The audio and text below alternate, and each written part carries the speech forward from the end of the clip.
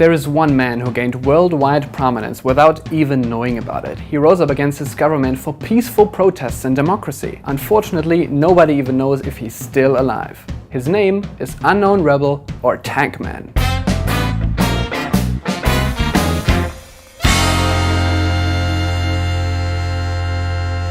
Hi and welcome to the second episode of my YouTube program Iconic Photographs, where I present you the most impressive and important pictures that have been captured since the beginning of photojournalism. In 1989, on the 5th of June, Associated Press photographer Jeff Widener shot this image of an unidentified protester at the Tiananmen Square. It was widely published as the symbolic image of the downstrike of democratic protests against the Chinese government at the time, known as the Tiananmen Square protests of 1989. A broad democratic movement initialized by students rose up against the Chinese government, inspired by reform attempts in the Soviet Union and East Europe. They occupied the Tiananmen Square until the 4th of June. Even hunger strike was part of their protests. After 7 weeks of peaceful demonstration that have been triggered by the death of the former reform-friendly party leader Hu Yaobing, Chinese military knocked down thousands and thousands of protesters violently. Photographer Jeff Widener was in the middle of the action and hit by a rock.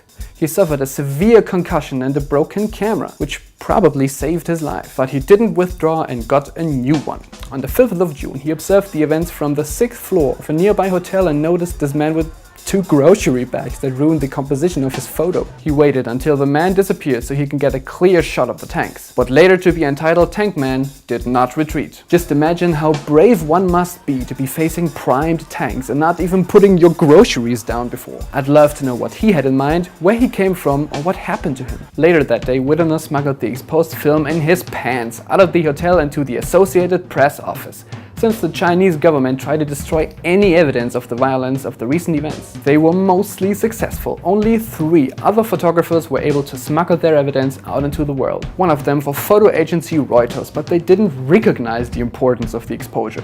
So there are different pictures of Tank Man, but this one went around the world. In 1998, Time magazine indexed Tank Man as one of the most influential persons of the century, but he was never identified. A few days later, after the event, British tabloid Sunday Express claimed to have identified him as 19-year-old student Wang Weiling. Unconfirmed. The US government claimed that he was executed 2 weeks after his uprising against the Chinese tanks. Other sources talk about an execution a few months later.